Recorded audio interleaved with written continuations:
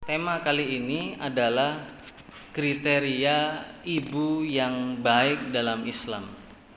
Dalam kitab ini disebutkan ada seorang ustadz bernama Sa'ad Karim. Beliau adalah mualliful kitab Nasaih lil Aba Qoblal Uquqil Abna. Nasaih lil Aba Qobla Uquqil Abna. Beliau mengatakan seorang ibu memiliki peran penting dalam mendidik anaknya. Jika ia memainkan peran tersebut dengan baik, kelak ia akan memetik buah manisnya dari sang anak berupa ketaatan, birrul walidaini, dan kesuksesan anaknya. Peran daripada seorang ibu. Namun kalau seorang ibu itu menyia-nyiakannya, maka pasti dia akan menuai kedurhakaan dan sikap kurang ajar dari anaknya. Peran yang paling dasar, yang mendasar yang dimainkan oleh seorang ibu diantaranya adalah menanamkan norma-norma luhur dan budi pekerti bagi anak-anak. Karena orang yang tidak punya sesuatu tidak mungkin memberikan sesuatu kepada orang lain. Paham nggak? Kalau orang itu tidak punya ketaatan, tidak mungkin dia mengajarkan ketaatan kepada anak-anaknya.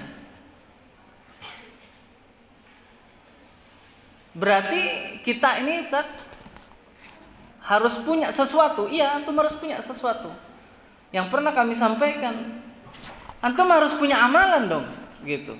Apa amalan antuna yang sekarang ini masih muda antuna?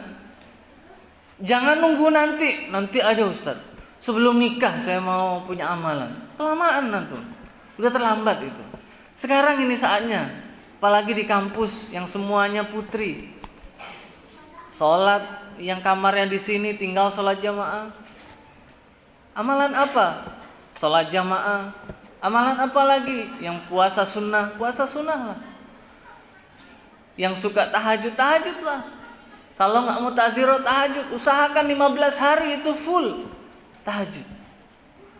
Duha. Apa yang menyebabkan antuna susah sholat duha? Nggak ada sebenarnya. Air untuk wudhu ada? Ada. Bahkan teman antuna di kamar sholat duha tiap hari.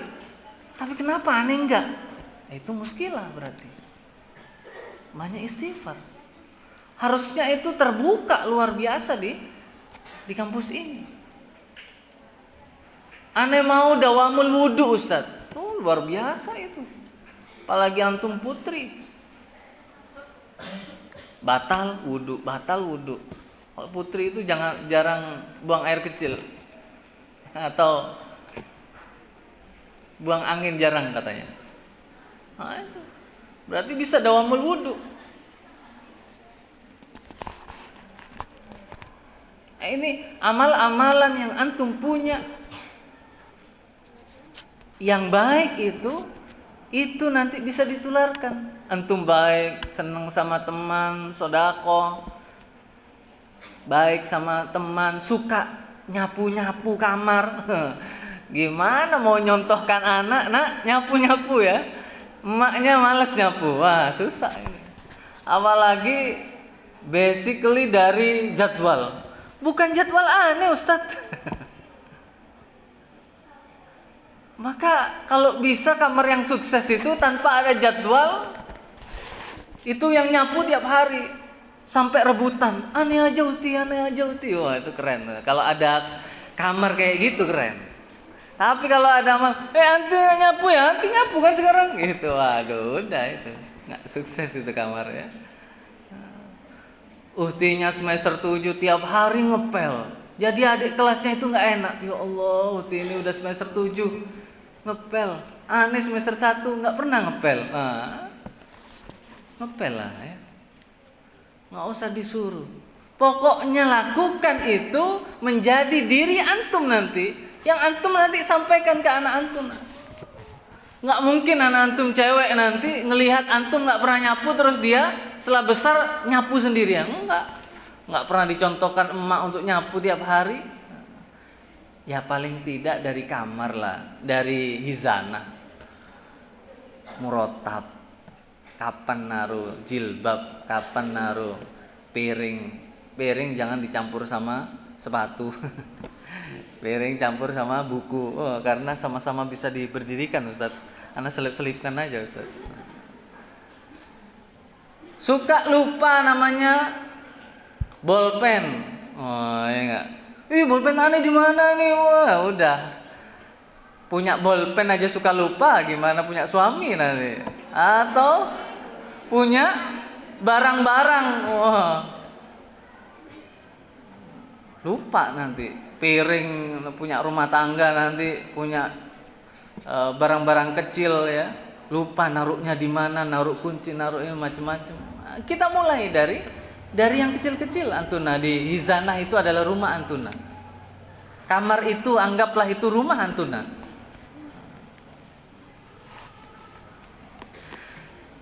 Al-Quran telah menentukan karakter seorang ibu yang baik dan solehah. A'udzubillahi minasyaitonirrajim. Fassolihatu qanitatun hafizatun lil ghaibi bima hafizallah. Maka wanita yang solehah ialah yang taat kepada Allah, lagi memelihara diri ketika suaminya tidak ada, oleh karena Allah telah memelihara mereka. Karena dia telah memelihara dirinya, maka Allah lindungi dirinya. Ini merupakan kriteria tambahan yang menjadi ciri wanita soleh. Setelah ia menunaikan kewajibannya, membesarkan anak dengan penuh kasih sayang dan mencurahkan segenap perhatiannya dalam mendidik anak-anak.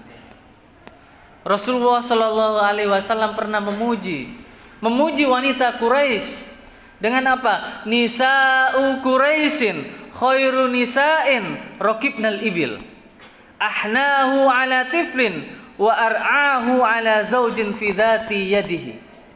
Kata Nabi, wanita Quraisy adalah sebaik-baik wanita Arab. Mereka lah yang paling belas kasih pada anak-anaknya dan paling perhatian terhadap urusan suaminya. Sama anak dia perhatian. Setelah dia punya suami, dia perhatian sama suaminya. Diurusi itu suaminya. Karena sekarang trennya wanita karir lupa punya suami karena sudah mencari karirnya begitu. Sampai lupa rumah tangganya. Ini penyakit hari ini memang. Karenanya lah seorang istri soleha yang taat beragama lebih afdol dari istri lainnya, serta lebih cocok untuk bagaimana dia membangun rumah tangga sehingga melahirkan keturunan yang soleh lagi berbakti kepada orang tua. Sahabat Nabi yang bernama Utsman bin Affan pernah berpesan. Begini pesannya kepada anak-anaknya. Dengarkan. Wahai anak-anakku, kata Utsman, sesungguhnya orang yang hendak menikah itu ibarat orang yang hendak menyemai benih. Tuh, menyemai benih. Maka hendaklah ia memperhatikan di mana ia menyemainya. Laki-laki ya, menyemainya kemana itu? Dan ingatlah bahwa wanita yang berasal dari keturunan yang buruk jarang sekali melahirkan keturunan yang baik. Maka pilih-pilihlah terlebih dahulu meskipun sejenak. Maksudnya apa? Ya wanita yang buruk itu, wanita yang buruk sukar untuk apa? Melahirkan generasi-generasi hebat. Maka berarti bagaimana? Berarti kita, Anda, kita semua nih menyiapkan diri agar menjadi wanita hebat yang akan melahirkan generasi-generasi yang hebat. Capek-capeklah untuk amalan. Capek-capeklah waktu muda ini. Insya Allah nanti kalau tuanya biasa, sudah terbiasa menjadi habit. Antum capek Ustaz, anak tiap malam tahajud Ustaz, anak tiap Senin Kemis puasa Ustaz, capek. Kalau mau dibilang mau puasa apa enggak? Enggak mau sih sebenarnya. Tapi aneh usahakan untuk puasa, capek-capeklah seperti itu. Nanti antum akan dapatkan sesuatu yang indah nanti. Tapi kalau nyantai hari ini, ya kalau nyantai, udah baca buku yang enggak, kuliah ya biasa aja, amalan juga enggak, sholat subuh kadang terlambat juga, aduh, kurang berarti, capeknya kurang, harus capek memang, iya harus capek. Nggak ada kesuksesan itu antum nyantai terus sukses, nggak ada, capek bener, harus capek memang. Kalau sampai hari ini di Unida ini, di kampus kita ini antum masih nyantai, enak ya di sini ya, makan ada gitu, tidur ada, bangun nggak ada yang pagi nggak ada yang bangunkan gitu, nggak enak itu, belum capek berarti, harus capek. Dengan demikian jelaslah bahwa peran ibu amatlah penting dalam dunia pendidikan. Siapa pemeran utama pendidikan anak itu? Adalah seorang ibu. Wal bala Allah berfirman dalam Quran surat Al-A'raf ayat 58, wal baladut thayyibu yakhruju nabatuhu biidzni rabbih walladzi khabusa la yakhruju illa nakida. Tanah yang baik itu tanamannya akan tumbuh subur dengan izin Allah. Namun, lihat ini amun ya, tanah yang tandus maka tanamannya akan tumbuh merana. Tadi sama. Wanita tempat semai, tempat yang akan melahirkan generasi penerus. Tanah yang apa ini? Tanah yang suburkah kita atau tanah yang tandus? Sebuah pelajaran berharga dalam ceramahnya Dr. Muhammad Al-Arifi yang berjudul Mas'uliyatur Rajuli fi Usratihi. Beliau menegaskan bahwa kadangkala ibu lebih berperan dalam mendidik anak daripada bapaknya.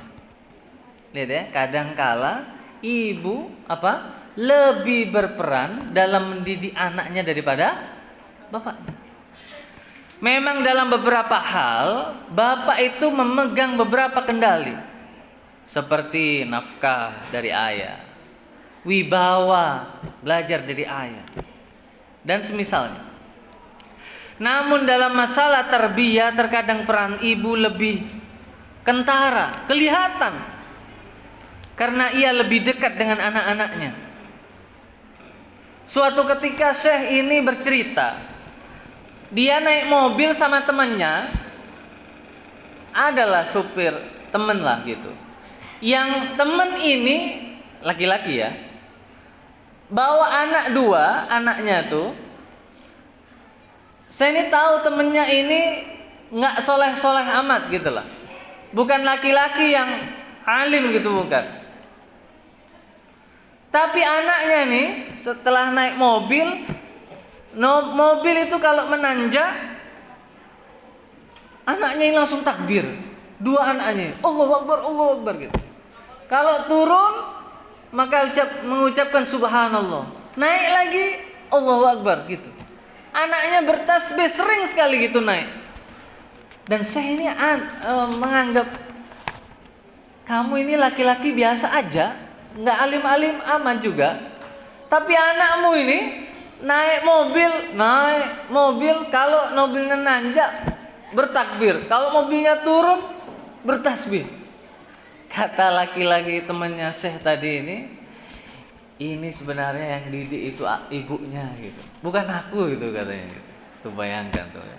Seorang anak bisa dicetak sama ibunya, bisa zikir Saat naik mobil, mobilnya naik bertakbir, mobil turun bertasbih. Itu gara-gara diajari ibu. Katanya istriku memang Masya Allah, semoga Allah membalas kebaikannya. Dia betul-betul ibu teladan. Dialah yang mengajari anak-anak doa sebelum tidur, doa bangun tidur, doa sebelum makan, doa setelah makan, doa masuk WC, doa keluar dari WC, dan doa-doa yang lainnya.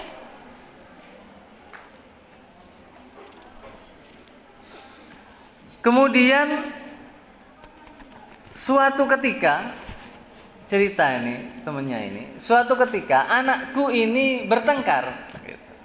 Terus kemudian salah satunya itu mengucapkan kata kasar. Maka istri saya itu memanggilnya. Ya waladi ta'al gitu. Kamu tadi ngomong apa katanya? Iya ma gitu. Mama marah ya. Begini. Saat kamu ngomong kasar tadi ya. Karena tadi bertengkar ya. Itu ada setan di atas pundakmu, ketawa-ketawa dia, katanya gitu, kata mamanya. Oh iya ma, iya, karena kamu ngomong kasar tadi. Yang ngomong kasar itu temennya setan, katanya mamanya gitu. Nah terus ma, kamu harus jadikan itu setan menangis. Oh gimana caranya ma? Kamu harus istighfar 100 kali, biar setan tuh nangis. Oh iya mah gitu ya. Ya udah aku istighfar dulu mah kalau gitu. Astagfirullah. Sudah mah, belum, baru 50 gitu kata mamanya. Oh dia baca lagi astagfirullah. Nah tuh sekarang sudah menangis itu setan. Oh iya mah, aku mau istighfar lagi mah, biar dia menangis lebih lama lagi setan itu. Tuh bayangkan tuh ya. Caranya ibunya ngajari anaknya agar tidak berkata kasar. Dengan menganalogikakan ada setan di pundaknya yang sedang tertawa gara-gara anaknya ngomong kasar. At-tariqo ahammu minal man. Ini penting loh cara-cara gini beneran. Kalau nggak belajar susah loh. Bisa ya marahin anaknya nanti. Gitu.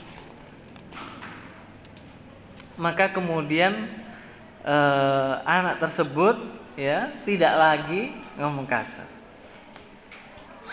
Maka tentunya kalau anak-anak itu dibesarkan dengan cara seperti ini, diajari bagaimana mendahulukan ridho Allah, kan Allah ridho kalau anak itu ngomong kebaikan, Allah ridho. Allah nggak ridho kalau dia ngomong kasar.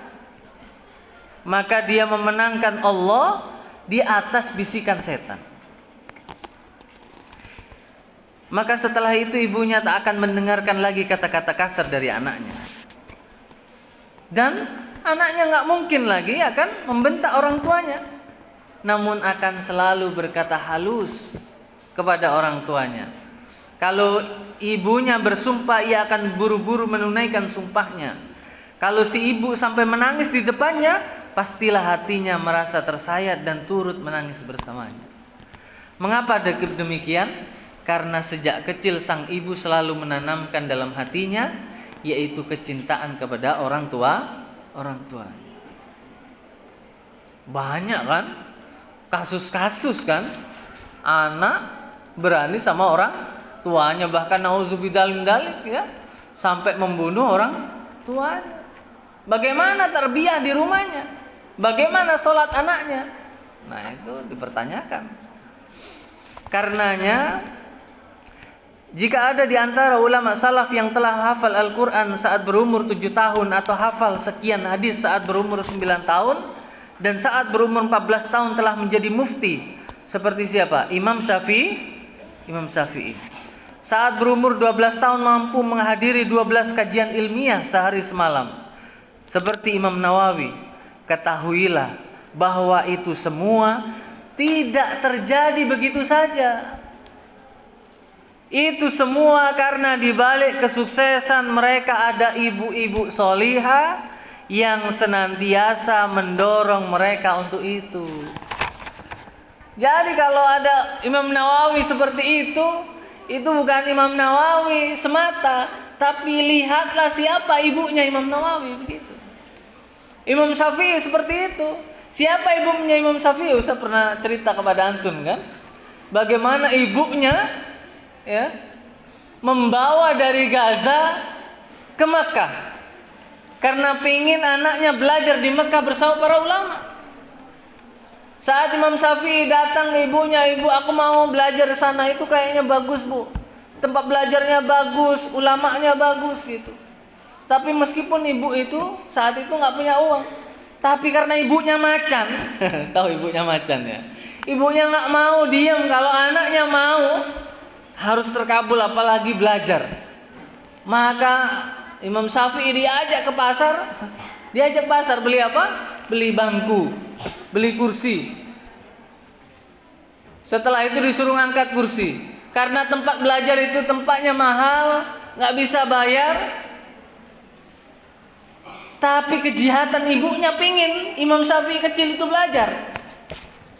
Maka setelah itu sampai di tempat belajar itu, meskipun belajarnya Imam Syafi'i saat itu di luar, nggak bersama tolib yang lainnya di dalam, tapi di luar. Maka ibunya keliling di samping-samping kelas itu, di manakah tempat anakku ini bisa mendengarkan syekh itu berceramah atau mengajarkan ilmunya di dalam kelas.